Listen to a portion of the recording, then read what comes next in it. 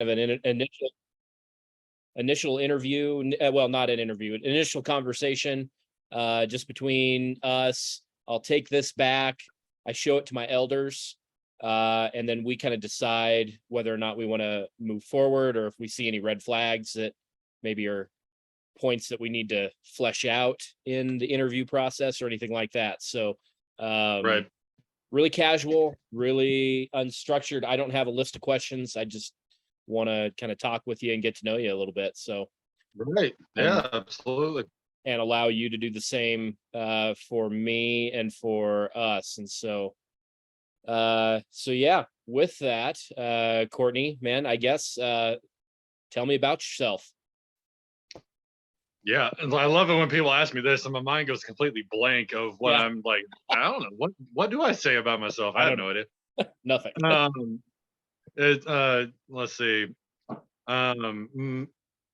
I So let me help you. Tell me about your family first. Yeah.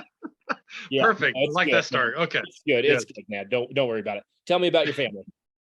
Okay, so my wife and I have been married for 10 years now. Right.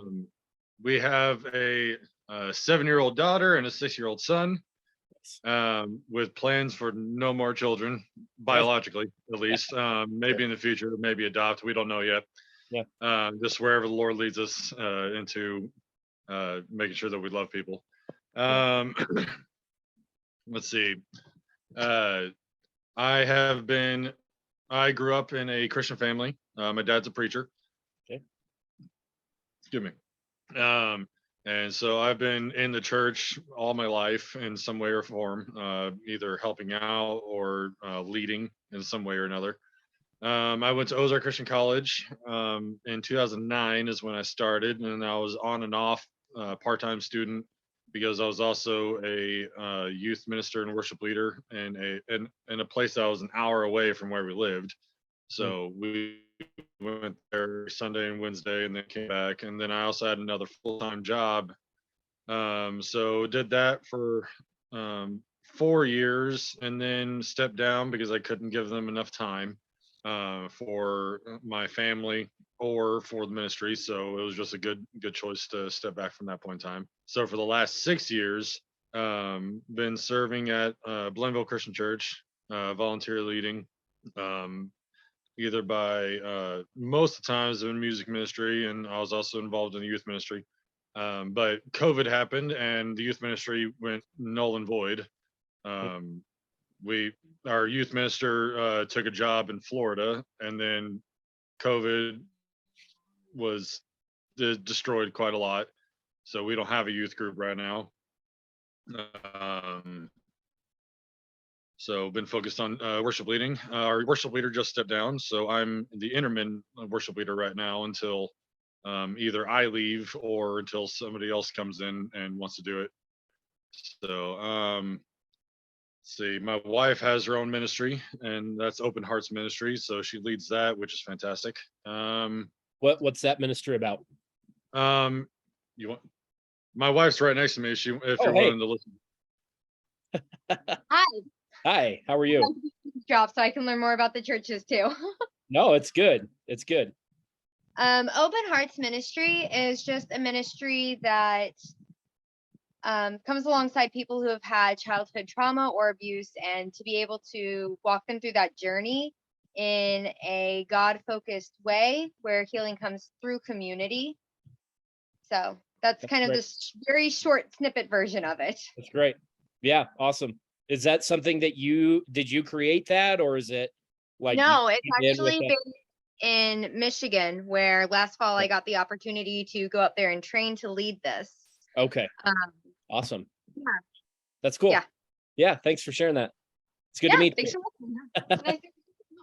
Yeah. She can explain it a lot better than I can. So, other things about myself, I'm very much a family-oriented man. Very much want to always provide for my family. So that's why I've been doing a machine shop job instead of ministry job for the past few years.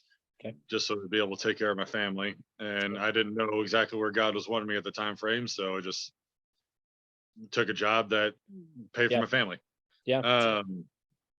And this way my wife can stay at home and be able to take care of our kids instead of paying for daycare. Yeah. Which is expensive. But It let's is. see. Yeah, God is I had a conversation with God a couple years back. It's like, okay, where do you want what do you want us to do? And he's like, just take a step forward.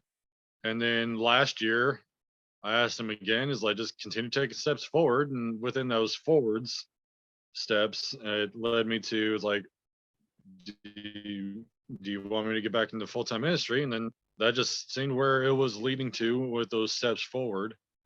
And so that's in the process of what I am right now, is applying to ministries that are willing to have me help out. Yeah. Cool.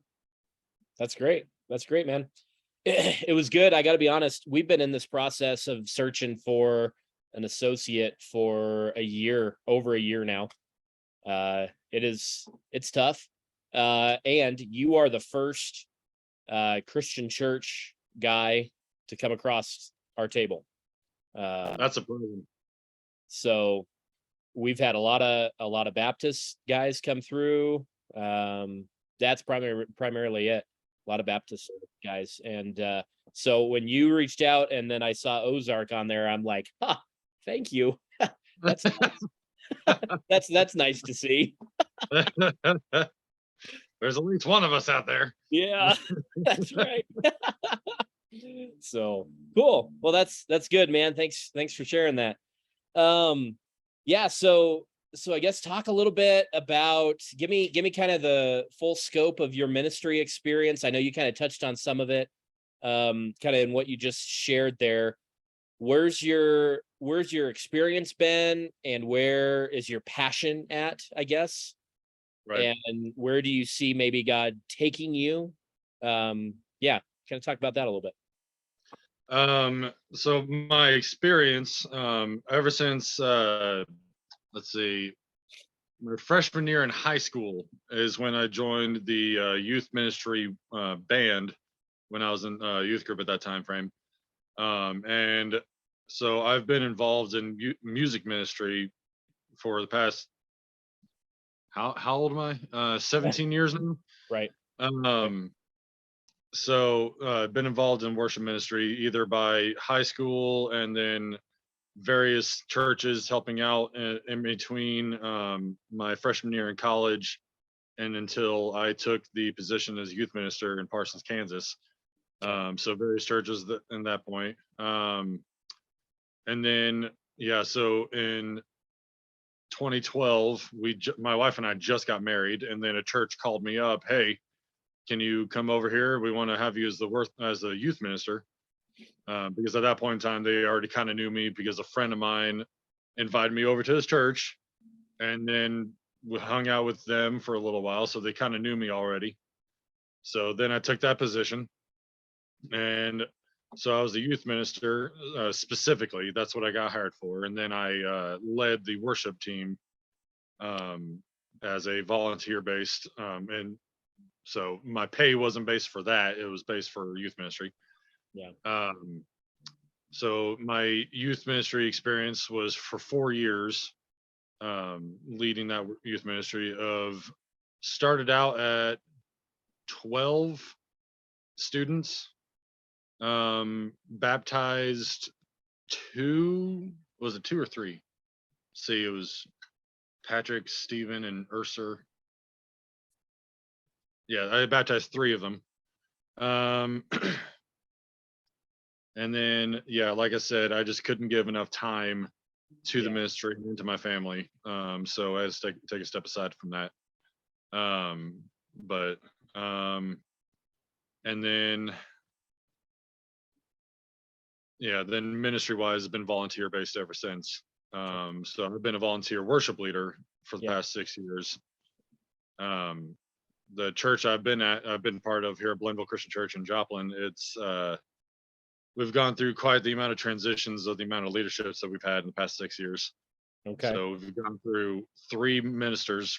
I'm actually part of the search team for a new minister. We've gone through 5 worship leaders, like actual paid staff. Wow. It's not a good retention period. So So My wife and I are like, yeah, it's been cringy. that's interesting because I mean, obviously Joplin's college town, but there's also a lot of Christian churches in Joplin, right? Is that Yes. understanding? And so does it get a little cutthroat as far as like trying to hold on to preachers and pastors and For, ministers and for the worship leading, they kept hiring college students. oh, So okay. that in itself was an issue, but the preacher ministry of it all, the previous, like the first minister we were experienced when we first got there, he was a great minister, but him and the eldership just didn't get along, so he took a step out. And Okay. then we had an interim preacher for a year, and then we hired on the minister that's on right now, but he's a part-time, and he lost his other previous job, so his new job that he has to fill in the bills just does not give him enough time to Okay. do the ministry. Yeah. Wow. And so yeah, now we're looking for an actual full-time minister to be able to take us out of that rut. Yeah. So I'm part of the search team for that. I'm also part of the outreach team, but we haven't met up in a few months, but that's besides the point.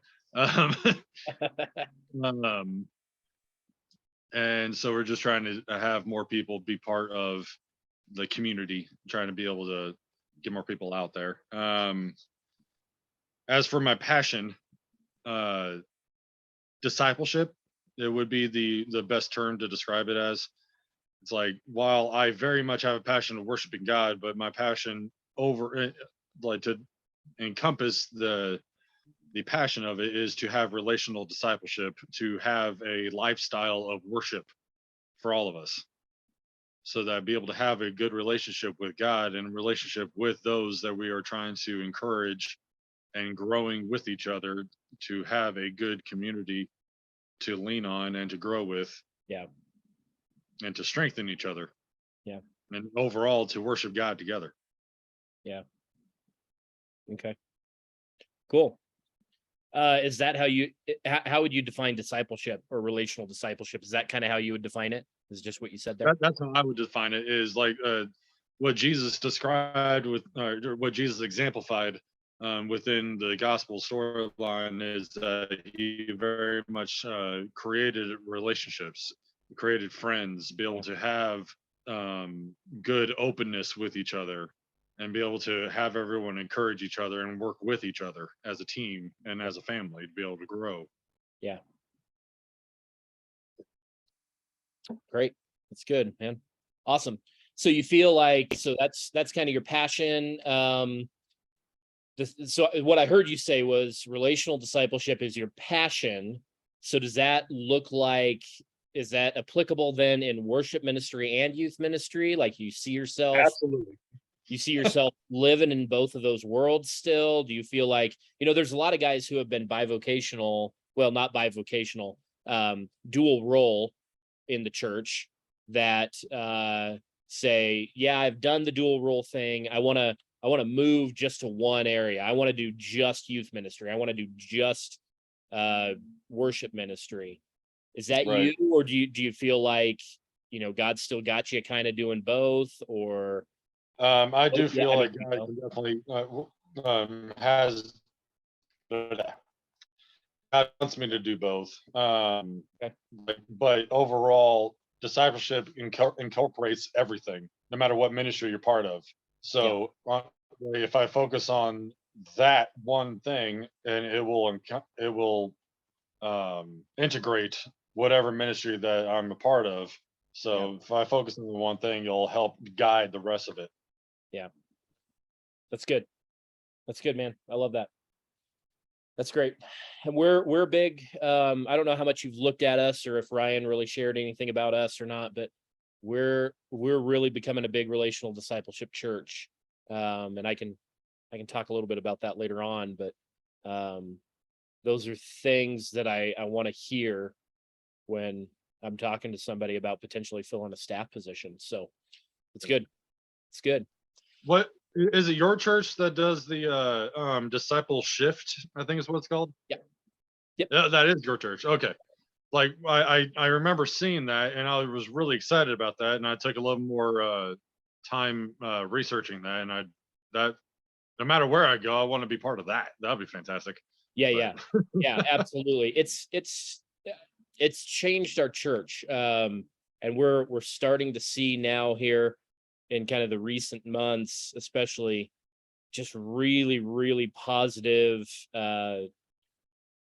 benefit or results from us being faithful to relational discipleship and shifting our culture away from kind of traditional church process and programming and all of that stuff. And so, yeah, it's good stuff. So, yeah, I'm really excited to learn more about it on my own time, but yeah, so yeah. It's great. Cool. Let me think. What else do I want to know about you, man?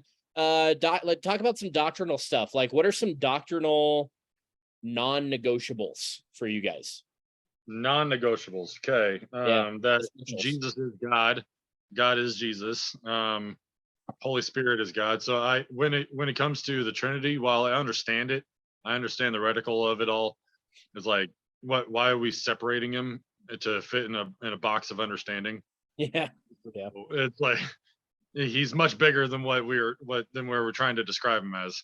yeah, So it's like when it comes to understanding that for my personal beliefs of being biblical, that Jesus clearly stated to his own disciples that don't worship me, worship the Father who sent me.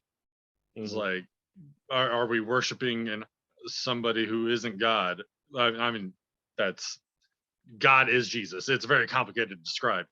Yeah, So yeah. that's why we try to describe him as a Trinity. But it's like overall, I just want to make sure that we all understand that God is who we're worshiping, and Jesus is very much God and exemplified who he is as life, or as life as a human, and he fulfilled his own promise of making a way for us to have a covenant promise relationship with him through the sacrifice that he himself put himself into. Yeah. And so that's a doctrinal foundation for me, is that Yeah. God is Jesus. Yeah. It's other foundations of mine.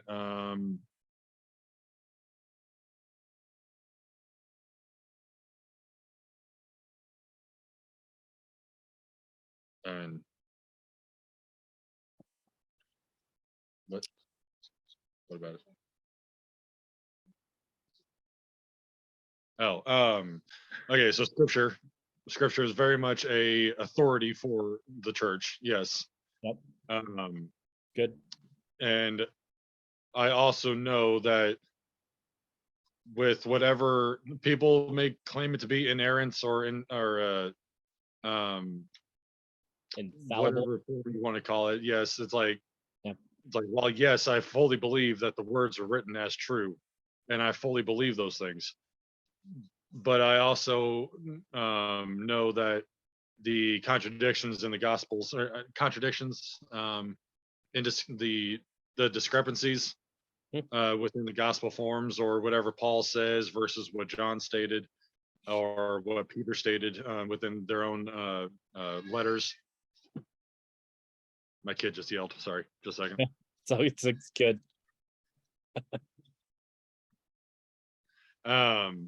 So it's like, while I personally will definitely see that as a discrepancy, and I'm not claiming it as inherently, I'm not claiming it as inerrant, but I also see those things and I will claim those things so I can be able to also understand, yes, the Bible is filled with discrepancies. I don't not claim that.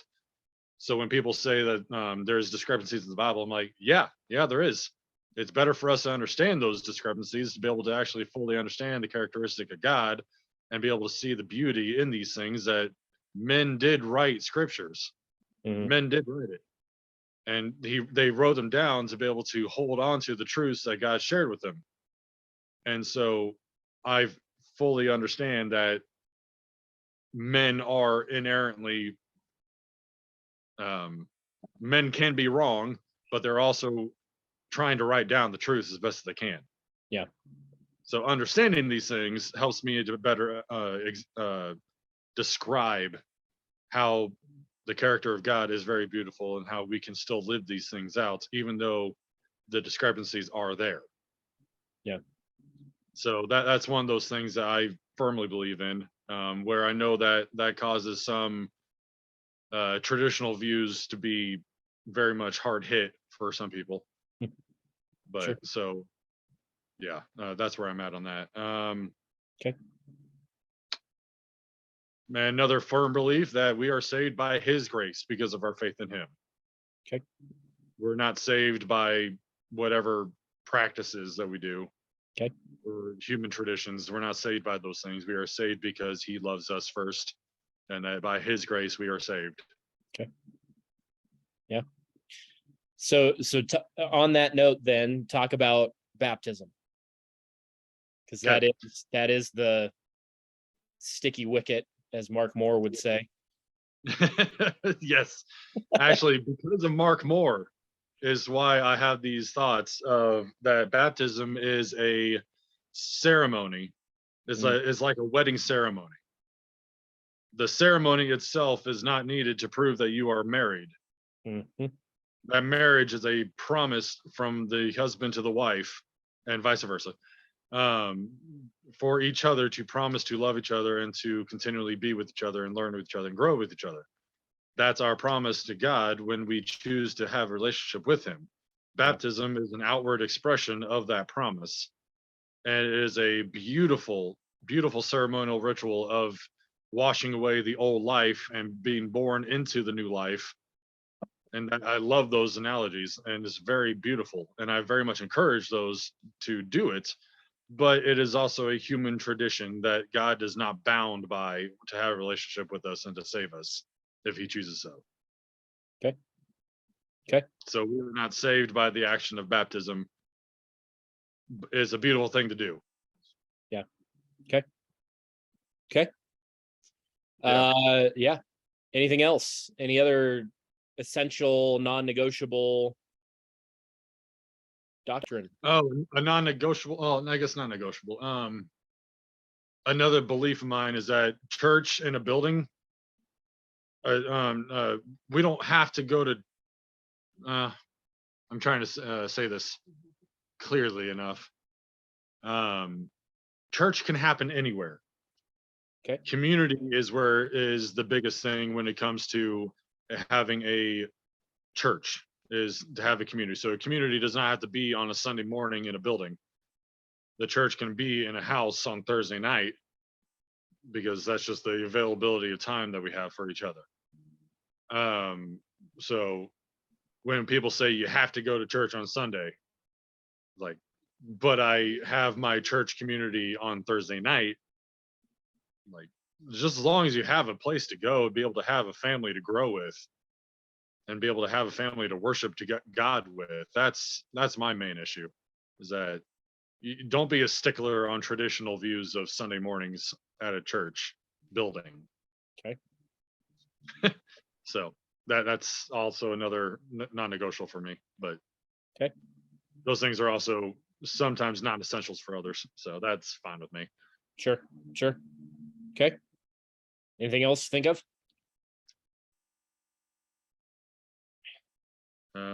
Worship is a lifestyle, okay, not music.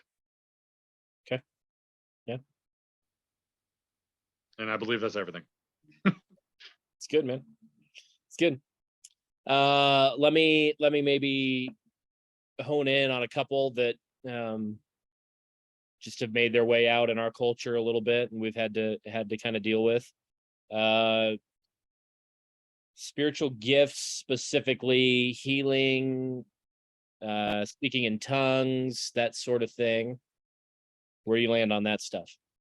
Okay.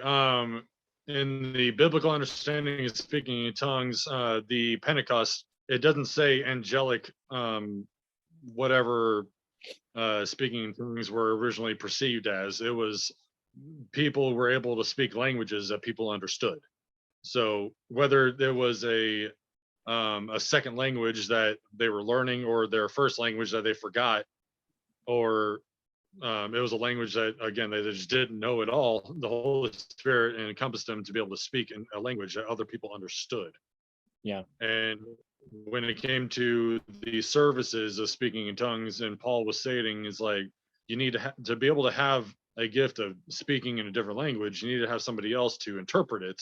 So if neither one of those are, if an interpreter is not there, then you need to, whatever gift you have, it needs to be for the betterment of the congregation, for the growth of the congregation. Yeah. So I don't necessarily not believe in the speaking in tongues, but I believe that people have the ability to learn other languages to spread the gospel. Sure. But when it comes to the more Pentecostal understanding of it all, Yeah. no. I've seen the services, I've witnessed the services. It is, I've had the people explain to them, is like, yeah, I just made noises. Is that that's all they were doing. Yeah. So when it comes to that view of it, no, that's a farce, in my opinion. Okay. Let's see. The gifts of healing. Doctors have a gift of healing. Nurses have a gift of healing. It's definitely not to have them think that they've gone through all that schooling just for God to do it. It's like, no, God gave you the gift to understand these things, to be able to heal people. It's not going to be an immediate thing that what we have explained in the Gospels. Sometimes it still is. It depends on the culture. Our culture will have a disbelief against it, so it won't necessarily happen. Yeah. But for some cultures, it definitely could be. It really depends on the understanding of your own culture, if that's even a possibility. I've seen videos of, was it Ron White? It was some sort of like one of those major evangelists, and he was doing the gift of healing in the streets. It's like, no, that's an illusion, that what you're doing. You're making people think that something's wrong with them, and then you heal them on the spot. Sure. When nothing was wrong with them in the first place. Mm. So when people believe in those things, it's like, no, you're believing in a farce. Mm. Please stop. But I firmly believe that people are gifted with gifts of healing by the understanding of the body anatomy, to be able to have a better understanding of how to heal somebody in the physical sense. And then we have psychologists that have a much better understanding of the mental healing that needs to happen. Mm-hmm. Okay. Psychology is very much a needed thing for the church, because you can have Jesus and still need to go to therapy. Yep, absolutely. Okay, good. You said, sorry, I made a face there. You said Ron White, and my mind immediately went to the comedian Ron White. And I'm like, oh boy, I want to see how this goes. Like, this is interesting. That'd be great.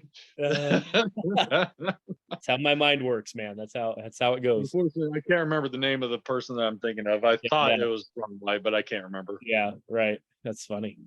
Okay, so one more here, just kind of a fun one. End times views. I don't put is it essential? Is it not? It's not essential, in my opinion. It's just not. Yeah. When it comes to end time views of the apocalypse or the revelation, it's just like, apocalypse meaning things that were hidden is now understood, or is now the actual definition of it is to turn it over to make it seen. So it's not end of the world by meteor or virus or whatnot. It's like, no. And even then, the book of Revelation taken literally is not meant to be taken literally. It's meant to be a metaphorical understanding of things that are happening in that particular time that John was writing. Mm-hmm. Now, I don't disagree that there is an actual vision that John would have had. Absolutely.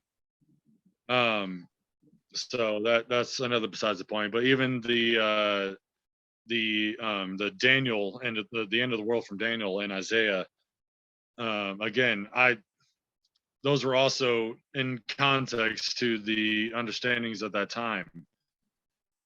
So when it comes to end of the world things, I take what Jesus said, that he will eventually come back. That's all I hold on to. And even then, it's like, honestly, I want to be with him before they even happen. So I honestly don't care. Sure. So I'm not going to be teaching it, except for the fact that Jesus promised he's going to come back. Yeah. Anything else other than that is not needed for us to necessarily put our efforts into having arguments or faith based on. Yeah. The most important aspect of our faith is to have a relationship with God. So as long as I'm with him, I really don't care what happens afterwards. Yeah, sure. It's good. Yeah, that's good. And we take the same approach to end times. I actually we're right now this summer in a series basically just answering questions that people gave us about, whatever, scriptural or spiritually related. And so last week, I think I did an overview of Revelation, and because somebody was like, hey, in a day to teach us about Revelation, I'm like, you got to be kidding me. That's an impossible task. So anyway, did the overview. I talked very briefly about interpretation, talked very briefly about end times views, and I hold, I think what I call it is, and this is not my view where it's going to pan out the way that. No, you're breaking up. I can't hear you. Sorry. Sorry. I'm playing with my headphones over here. Can you hear me now? Yes. Okay. So I hold to the pan millennial view, which is it's going to pan out the way that God wants it to pan out in the end. And we're going to get on with the mission that we're called to get on with, and not worry about that stuff. So that's where we hold, and it seems to do pretty well. So cool. That's good, man. So yeah, got about 20 or 30 minutes left. Is there anything else that you feel like I should know about you? I am an egalitarian in view of leadership. Like men and women both should have equal opportunity to lead. And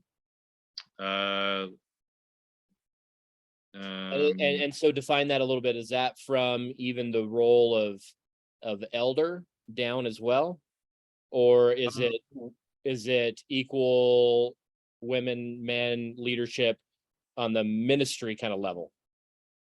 More so on the ministry. I'm still having a little bit of better working through the understanding of eldership when it comes to ministry leadership, or women in leadership. I'm still learning that particular definition, but honestly, at this point in time, I wouldn't like. I would have a woman in eldership. Honestly, you would, right? I personally would. That's again, in my opinion, non-essential. Okay. But I personally would have a woman in eldership, mainly based on even what Paul stated, to where women shouldn't have authority over men, but that's in the definition of they should not be over a man in the context of what he's describing in Corinthians, to where women were previously the only high power position, but that was taking away from the equality of what both men and women should do. So what I was understanding of Paul describing is that men and women should have equal partnership within the leadership. Okay. So that's where I'm coming from in the understanding of the interpretation of what Paul is stating. Okay. That's good to know. Yep. That's good to know. Thank you. Yep. Anything else? I'm a coffeeholic, and I drink a pot and a half every day. I gathered that from your email address. Now, with that, however, that comes from the analogy of the water can change an egg into being something hard. Water will change a carrot into being something soft. Okay. But I want to be a coffee bean to where I change the surroundings around me into making the water into something better. That's what I want to try to be. So there's a theological application to that. So that's good. Yeah. I did not make that connection. So that's good to know. That's most people don't, but that's okay. Most of the time I don't have time to explain that. But Funny. That's good. Okay. Yep. We've got some decent coffee shops around here. I don't know that we would have anything super spectacular, but this is Wyoming, so Yep. Close enough to Oregon's where they might be having enough influence for the good coffees, but I doubt it. yeah, Can I ask you a couple questions? absolutely. Shoot. Okay, so how long have you been serving there? In total, I've been here. I think we decided it was 13 years in total. So I went to school at Summit Christian College in Gering, Nebraska. It's in the Panhandle. Okay. It's one of the restoration schools. It's small. I graduated with, I think, 4 or 5 other bachelor level students, and so we're pretty small. I interned at this church, so that's where this kind of story all starts, is in between junior and senior year, which would have been the summer of 2009. I was the intern here, and so we came over here and we lived, and I did youth ministry internship, and then we did weekend ministry here as well. So my college is only an hour and a half away from Cheyenne. And so my wife and I, at that time, we didn't have kids. We would drive over like Saturday night during the school year, stay with somebody, be here on Sunday morning, and then go back, and I would do school the rest of the week. And then towards the end of my senior year, they offered me a position as youth minister. That was my original desire, was to do youth ministry. And so I did youth ministry here for, including the internship year, 7 years, I believe. And I went into ministry with the full intention of being a career youth minister, or a career, maybe family ministry at some point. You get too old to be, running around with kids and all that stuff. And so that was my desire. God had other plans for me. To make a very long story short, the senior minister who had been here for almost 25 years, in 2015, he made plans to retire. There's a whole thing here that we can maybe get into some other time, but he made plans to retire in May of 2016, was going to be his last time. Our church had gone through some significant numerical loss. There was a lot of things that played into that, but we were hurting. And basically, I was asked to step into the role of solo minister, was what it was going to be. We couldn't afford to have 2 paid ministry staff members. And so we felt like that was what God wanted for us as well. We still believe that today. And so in 2016, I stepped into the role of minister of this church. I was 28, I believe, at the time. I was way too young to be doing this job. And we've been trucking along ever since. So good. I've been in ministry basically full-time ministry or ministry plus college for 13 years. I've been at one church. So I don't have any experience with resigning or leaving a church or transitioning to different. I have no experience with that at all. So it's interesting. That's what I've heard. Yep. I mean, most people, who are in ministry for any length of time, really have that experience. We here, I've seen the benefit of longevity in one place. Yeah, absolutely. Yeah. I mean, 13 years, I've got the trust of these people as a 35-year-old that, a lot of people don't have, because they just haven't put in the time and they haven't done the work. Right. that it takes. So, and my predecessor was the same way, 25 years. It's a long time. So That's pretty awesome, actually. Yeah. Yep. Um, what's the biggest need for your congregation and for the community around you? Yeah. So for our congregation, start there. I mean, the reason why we are hiring a youth minister is just for that. Is we've been lacking in that area really since 2016, when I had to make the decision that I can't do both pulpit ministry and kind of leading a church and also youth ministry at the same time. I had to hand it off. And it, like everything else, was struggling. And it eventually fizzled out to where we had no youth ministry, like what you're kind of talking about with your church, for several years.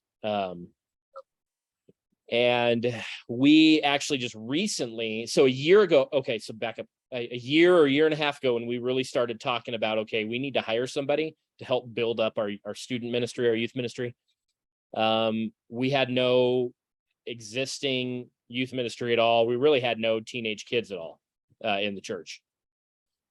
Fast forward to kind of where we're at now. God has allowed people to kind of come and get plugged in and with our church, to where we do have, I mean, not a lot, but we have a handful of junior high school kids now. And actually one of our students went to, you're familiar with CIY, right? You're a Joplin guy, so you know CIY. So they went to move. We have a strong relationship with a fairly good sized church in Greeley, Colorado, which is about an hour south of here. And so her and her mom tagged along with that church to go to move this last summer. They both came back from that super energized to say, we're not waiting any longer for a youth minister to be hired here. We're going to start doing something ourselves. Good. So it's really awesome to see. They're actually really good friends of ours as well. And so they, in 2 weeks, are launching youth ministry on Sunday nights, and it's going to be mostly student led. Deanna is the girl's name. She's a sophomore in high school. Very, very intelligent, and very capable of doing this. Her mom's going to be there. There's going to be a couple other adults there as well, but they're like, we just got to do something. We can't sit around any longer. And so, yeah. So super excited about that. And there's going to be some good momentum coming out of that in just a couple weeks. So, but even still with that, we need somebody who can kind of bridge the gap between our children's ministry and then helping teenagers transition out of student ministry into kind of normal adulthood. Kind of what does that look like to be a Christian, to be, a part of the church community as an adult, and kind of help bridge that gap a little bit, because right now we have nothing, and to give some structure and to that ministry as well. So that's the greatest need, I would say, in our church right now. Kind of subpar to that is the worship ministry aspect of it.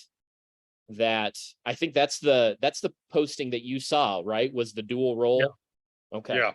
So and I'm still very open to talking about that. Per Ryan from Slingshot's recommendation, he said, the reason you're not finding candidates is because of the dual role aspect. And so for our purposes with Slingshot, we actually backed off the dual role and said, okay, we're gonna funnel this down to just youth ministry and see how that goes. And then you came out of the woodwork and contacted us directly. So we're still very open to talking about the whole dual role thing. I think it fits, and I think it's appropriate for our church.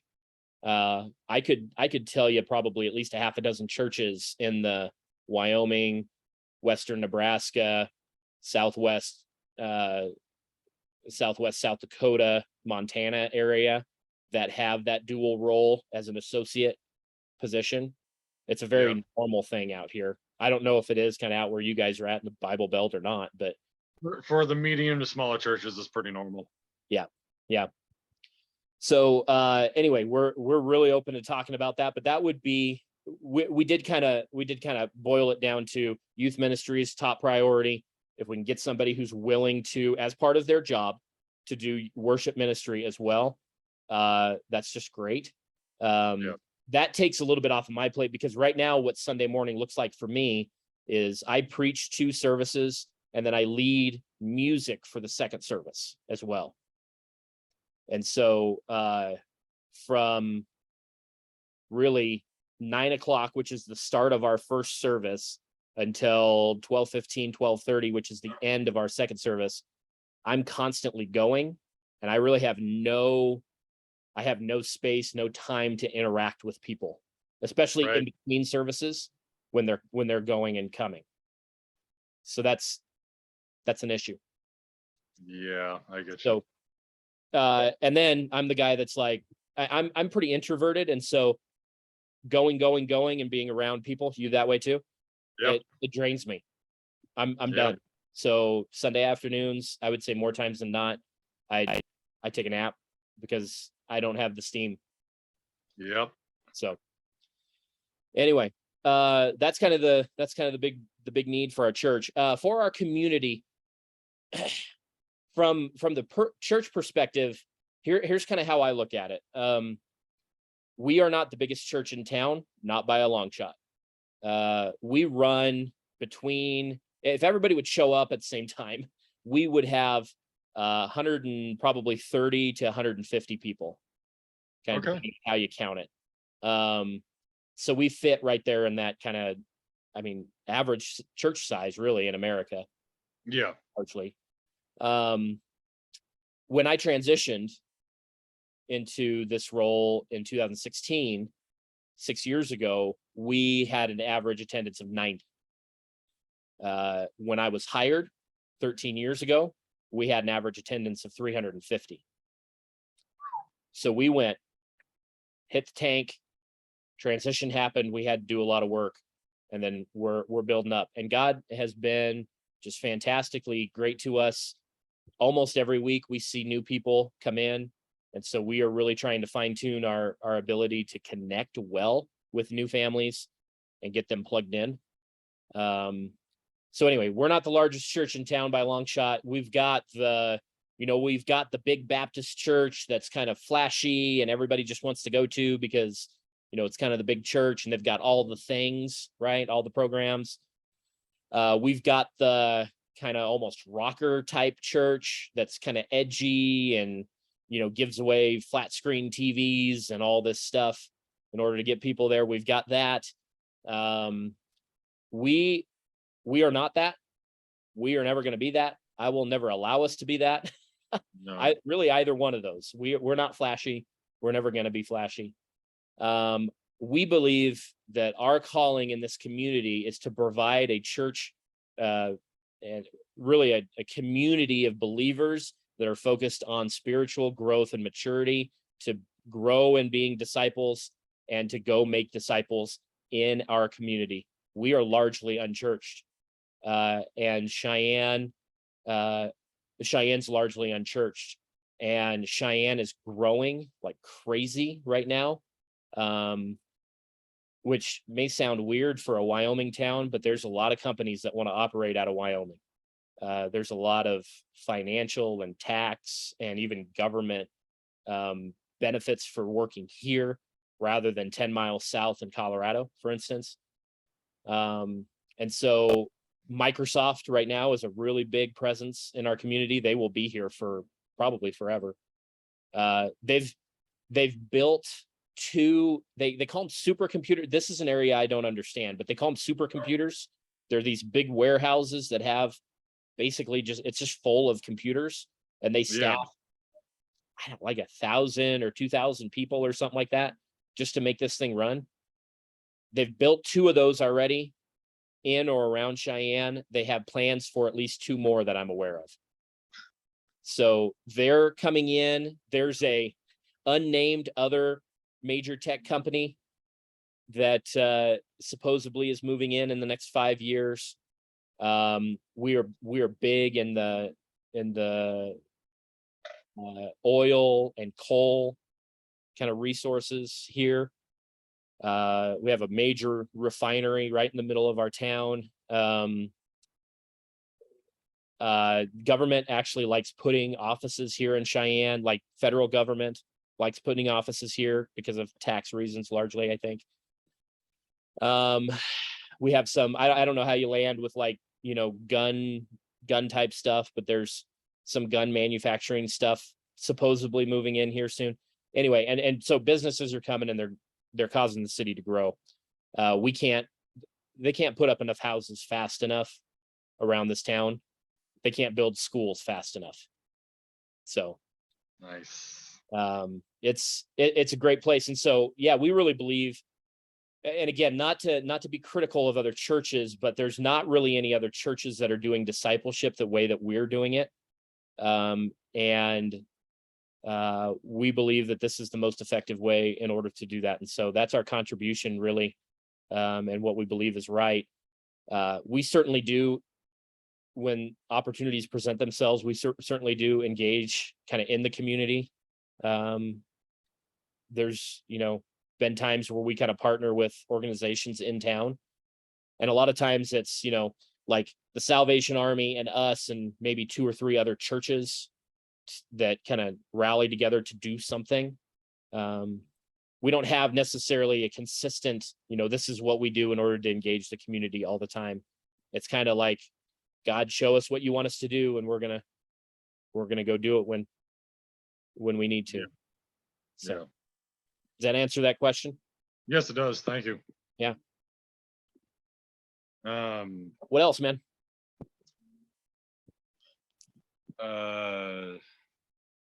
You kind of hit this a little bit, but what's your outreach that your church is able to do? Yeah, specific outreach that's like kind of program driven, I guess. We have really nothing formal in place. Right. Our growth comes one of 2 ways. One, it comes from people searching, you know, just doing the internet search and finding non-denominational Christian church. The other growth that we do see is people engaging in sharing Jesus with people around them and bringing them. Yeah. I believe that's the most important thing. Not that we shouldn't try other means, but we are also somewhat limited on volunteer and capable kind of warm bodies to do jobs. Okay.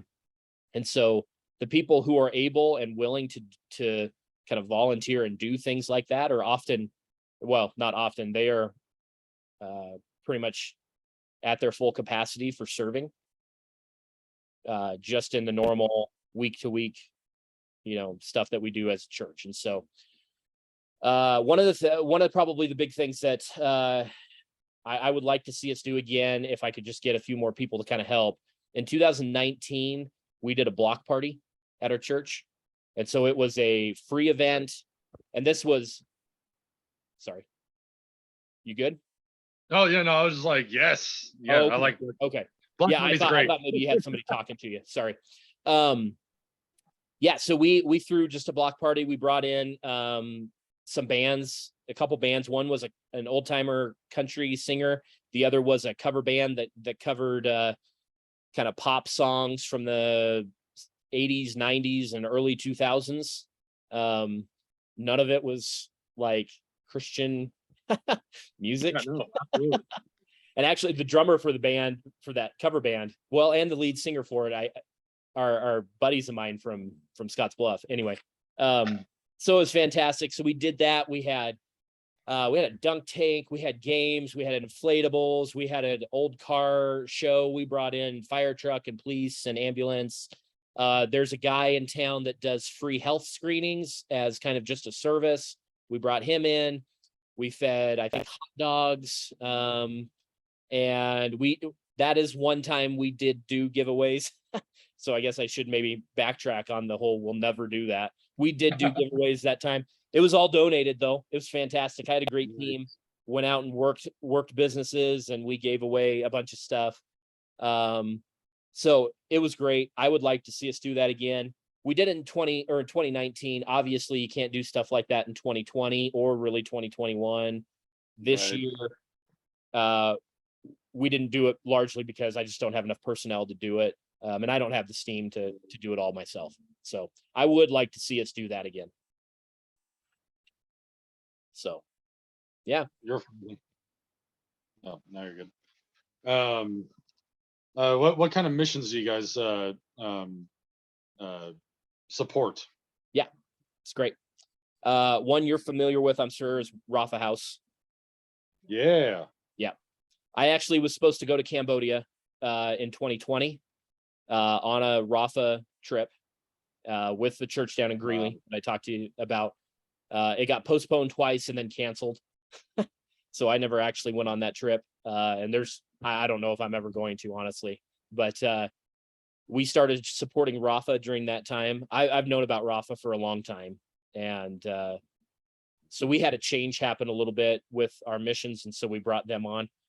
We're the sending church for a missionary in Eswatini, Africa, which you don't have to know where that is. It's a tiny country kind of in the southeast part of Africa. It's down kind of by South Africa, Mozambique area. Okay. He was an elder at this church. He worked for major fast food chain. He was a vice president, whose their corporate offices were here in Cheyenne, or are in Cheyenne, and God got a hold of his heart and said, yep, you need to not do this, and you need to go be active for the kingdom. And so once his kids graduated out of high school, he and his wife packed up and moved to Eswatini, and that was probably 7 years ago. No, it was longer than that. It's probably 8 or 9 years ago. And it's not looking back. He helps run and administrate a Bible college there, and also preaches on the weekend. And so we heavily support them because we're their sending church. We were the sending church for another missionary in Ireland who was just trying to plant churches in Ireland. And then they had some health problems come up 2 years ago with his wife. So it forced them to move back to the country. So they're no longer on mission support. He works for a church now. But we were supporting them.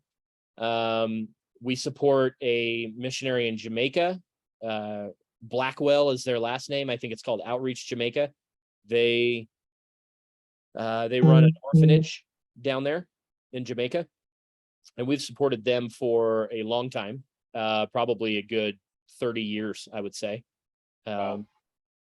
And they have the Blackwells have heavy ties to the Wyoming and Western Nebraska area, just in our churches. I think that's largely where their support comes from.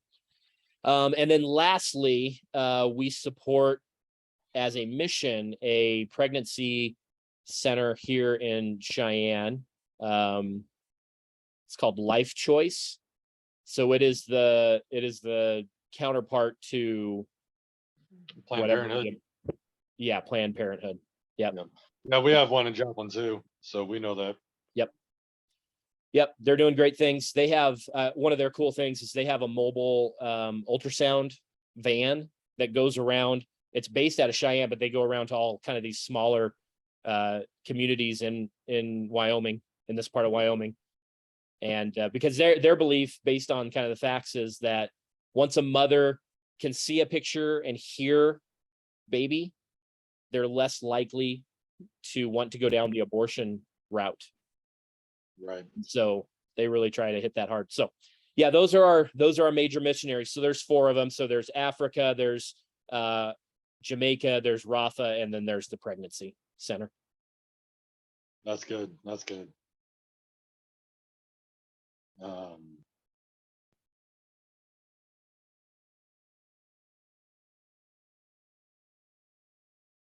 That's all the questions I have right now off the top of my head. Okay. Is your wife still there? She got any questions for us? You got anything? More than welcome to jump in. How's the community for raising kids? That's something we need to really consider. How's the community for raising kids? Since we have kids, so we just want to Yeah. make sure we got a good place for them to be at. Yeah, there's a lot of families here.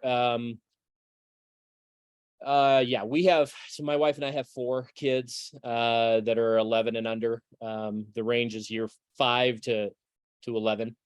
There are a lot of community events, community activities, community sports to do. Pretty much almost any time, really. Yep. Anything from sports to there's a few museums here that you could spend regular time at consistently. Do you guys homeschool or do you public school? Or are you Public school. You're public school? Okay.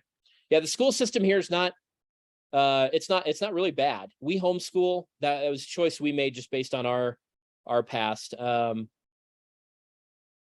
I don't want to get overly political, and so I'm going to choose this kind of carefully. Wyoming, for the most part, has protected our schools from super liberal thinking. Right. So, however that lands, that is a thing with our Wyoming schools. Is it's still pretty conservative for the most part. I don't know where that lands with you. I don't need to know, but that's kind of where they are at. So the schools are good. There's some really great kind of extracurricular activities that they can do and grow up into. This is a largely rural and agricultural driven community. Okay. And so things like county fair, we just came out of a couple weeks ago. State fair is finishing up today. That's a big deal around here.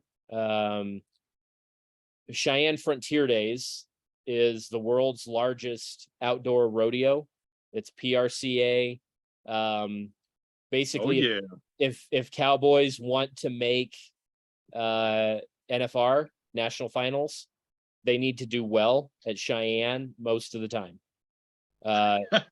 It's a very big payout. And for Cheyenne, Frontier Days doubles our city size population Right. for 10 days.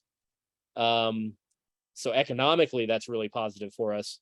The locals actually hate it because it is somewhat annoying.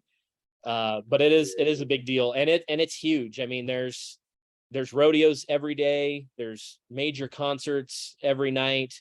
Carnival, food trucks, vendors and exhibits. You could spend days out there doing that stuff. You don't plan anything during Frontier Days because you can't get anybody to come. No. So that's always a really good thing. Good, things that we really enjoy doing here. My kids are involved in a swim club. So again, we're not public schools. We're not public schooling our kids. So we have to kind of seek out these areas. So our kids swim on a swim club all year long. And it operates out of one of the high schools. I sit on the board for it. It's a nonprofit. And so they're involved with that. We have our kids doing kind of sports and stuff through like the YMCA offers a lot of stuff. Our city recreation offers anything from sports to, I think they do like art classes and things like that. There's places where you can go ride horses and kind of learn how to do that here locally. We sit kind of in an interesting place to where, and within an hour you can be down in like Fort Collins, Loveland area, where it's kind of city life. What's that? That's a beautiful area. Yeah, it is, right? Yeah, so you've got the city life stuff down there. You can, within an hour and a half, you can be like up in Estes Park, Colorado, which is in the mountains. Love it down there. Hour and a half will put you into Denver as well. So you've got all of that available to you. An hour and a half going a different direction will put you into the mountains of Wyoming with nobody around you. Yeah. Hunting and fishing and hiking and camping and all of that stuff. So if you dig any of that, it's right out the back door as well. An hour and a half in the other direction puts you into the middle of nowhere, Nebraska. So Sounds about right. Yeah. It's situated pretty good. There's lots to do. My wife, I think has a question. Okay. Oh, she lost the question. Once she started hearing about the mountains and hunting, she's like, "Oh, that's more up my alley." Yeah. No, it's good. Hers. Not everybody thinks that. Yeah. Yeah. So yeah, her question got lost. So well. It's all good. Okay. Anything else?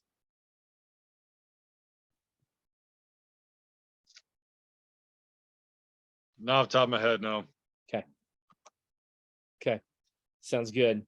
I'm just trying to think. So Ty, you kind of mentioned discipleship stuff a little bit. Let me kind of share with you, maybe, you search discipleship and church discipleship processes online or whatever, and they're a dime a dozen. There's so many of them. Yeah. And I've looked at the surface on a lot of them. I've looked in depth and probably 3 of them or so, and they're all pretty similar. The vocabulary changes, and some of them are a little bit more fleshed out than others. We chose relational discipleship. A man named Jim Putman. I don't know if that name rings a bell to you or not. He's a Restoration Church guy. He went to Boise back in the 90s, I believe, and worked as a youth minister for a while up in the Idaho, Montana area, Western Montana area.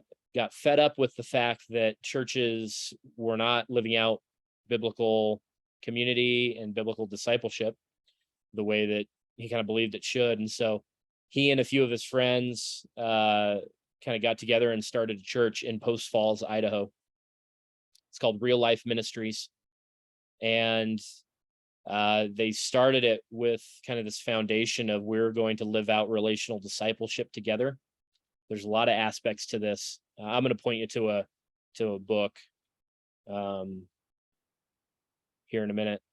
They started living this out. They started this church in the early 2000s, and by 2008, it had like 8,000 people in it. And I don't understand this about me. Numbers are a metric to be measured, but it's not a necessarily sign of health overall. Right. But what you also learn about this church is that people weren't just coming and sitting their butts in seats. They were coming and growing in their faith. They were being disciples who were eventually going out and making disciples as well. And so that's what this church largely is. And that's the metrics that they were using, was how are people growing? How are they, are they coming to faith? Are they getting connected into community with other believers? Are they moving out and serving others through ministry? And then are they going out and are they discipling other people? Those are, some of the basic metrics that they were using to measure growth. And it was happening, and they were seeing it happen. And so they started kind of putting the pen to the paper about how they were doing things, because they're like, not a lot of other places are doing this. And it's turned now into a network, really. It's its own organization. It's nonprofit. It's based out of Post Falls still, but it's called the Relational Discipleship Network. The website is RDN1, the number 1. And that organization exists to help churches shift from traditional programming driven model to relational discipleship model. And we're a part of that network. We started down this road in late 2019, and COVID hit, and so it delayed our training, for instance. But ultimately, I believe it was the best thing for us, because it caused us as church leadership to really just continue to study and to build up our own understanding of relational discipleship just ourselves. And so we had a whole year where we were just doing that ourselves. And then we finally went to a training in May of 2021. and came back, and we just started slowly living it out ourselves. We didn't make a big push for the church necessarily.